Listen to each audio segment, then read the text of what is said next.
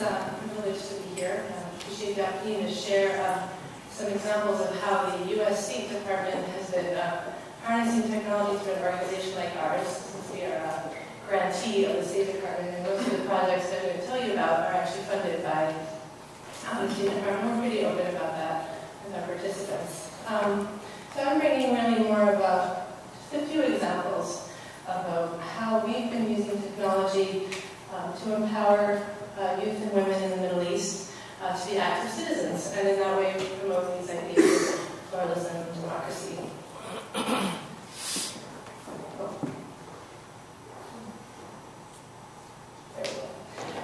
We started using e-learning and social media in 2005, so we've been doing this for about 6 years. And we turned to it for 3 reasons. One, really to provide training virtually where we couldn't go physically. And the 2 examples are, that were just mentioned in Alex's talk, Syria and Iran. So we wanted to help civil society there, and really it was not feasible to go there and do training in person.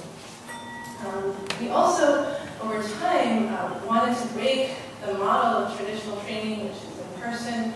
We bring people to a central location, it's expensive, and think, how can we reach more people who are traditionally receiving training, maybe they're in rural areas, maybe they're not in capitals. How can we reach them many more people with the same amount of money? And you can do that with technology, and I'll give you some examples about that. And finally, how do you actually go deeper in the training? And the only way to really go deep with civic activism type of training and democratic values is it has to be personalized. You have to actually work with these activists on the issues they care about and help them become their partners in translating these concepts to reality. And that's where you really harness the ability of technology to provide that interconnectedness, and I would even say people-to-people diplomacy, because we connect experts around the world with people who are trying to change around the world.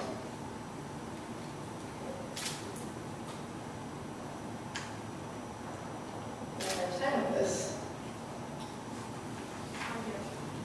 There we go. Okay. So first, as I said, accessing people in closed societies. The challenge is how do you reach them if you can't get in there? And I share a few thoughts about that.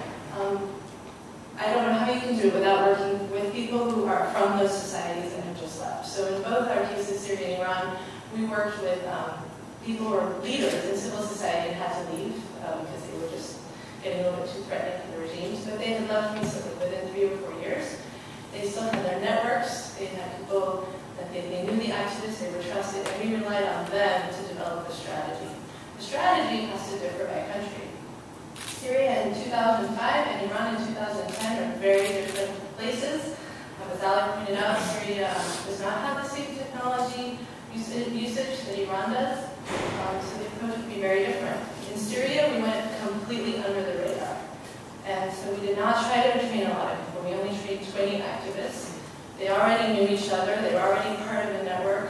They had their own safe means of communicating to each other. We didn't worry about preserving their anonymity to each other. They knew each other.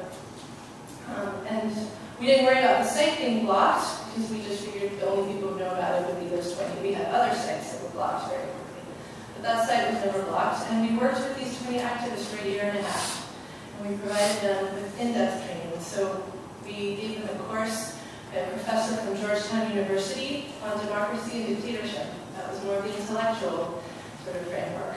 And every week they logged in online and they interacted with this professor and they debated what they read.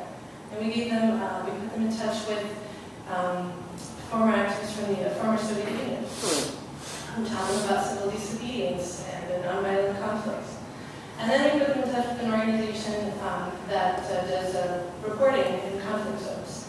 And they taught them cyber journalism. And these activists became cyber journalists or citizen journalists. And they were blogging and sending reports. And it's fascinating to see the example that Alec just showed, because that's what they were trying to do 5 years ago. But Facebook was not what it is today. So they get these reports out and we disseminate it.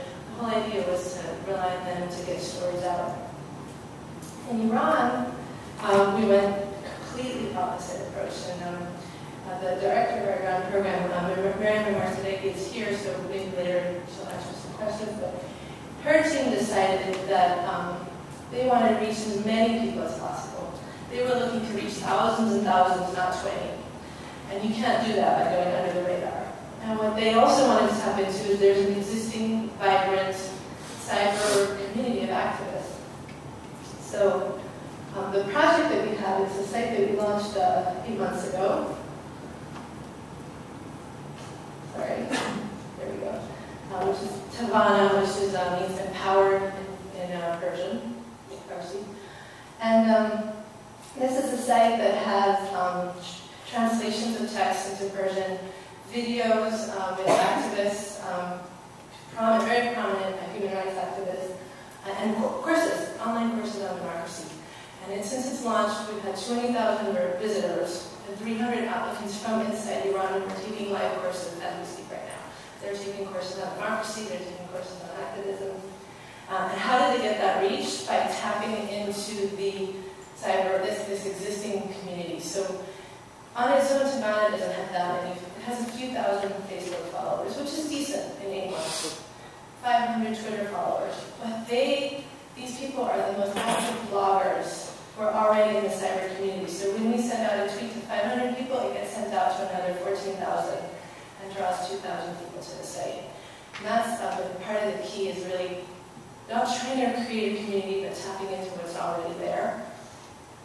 The team has also been very public about the site. They've promoted it in Voice of America, in the media. We've bought advertising space in prominent internet sites, and that's how we've been able to get this usage.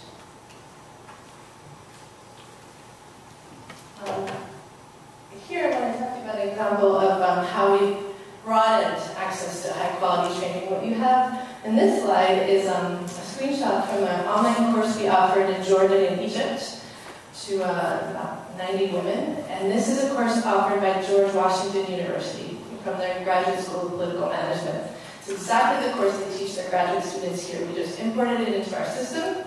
And now you have women who live in rural areas of Egypt, Jordan. All they needed was to be able to speak English. Aside from that, once they spoke English, they could take the same course you could take here on political leadership and think about political leadership in an entirely new way. So they could watch a video, this is a video lecture, go through a PowerPoint, they'd have readings, they'd have assignments, and then they'd actually have a virtual meeting. I'm going to show you a screenshot of that. Maybe not. There we go. So this is that same instructor, and that was a live session, and they'd have this once a week. And you can see sort of in the upper corner, all the participants, 20, would be online, and they'd interact with this professor. So imagine that we took 90 women and had to bring them here for 8 weeks. They have to leave their families, get childcare, forego income, pay for their airfare, and pay for lodging. It's just not economically feasible. This they can do from home, and they get a certificate from this school. And then the last example I want to talk to you about is how you can personalize the training. And we did that by offering mentoring. So when we worked with activists in the Middle East, they can fill out online this is like an activism plan builder. It's an interactive tool, and they go through it, and they have a series of questions on their vision, their message, their target audience. They fill it out. First of all, it's an example of self-learning. You can do this on your own. You don't need an instructor. You can learn a lot about activism. It costs nothing. Once you develop it, unlimited potential. Then they could apply to work with an expert in activism, somebody who works on campaigns. And they worked for 8 weeks at a time. And they really go much deeper in achieving their goals. If you go to our website, we have a lot of our success stories. I'll just give you one example. The woman at the top, there's an Egyptian woman from a small town, very concerned about polluted water. And she wanted to do something, didn't know how. So she worked with, she had one mentor in Cairo and another one in DC, and for 8 weeks they strategized over what she could do.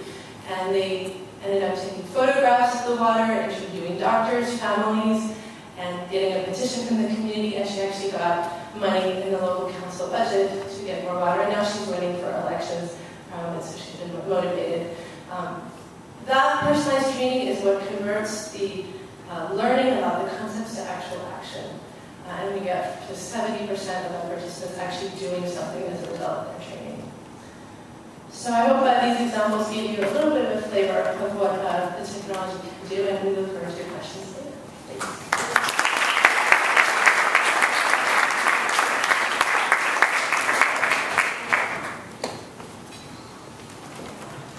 Good evening.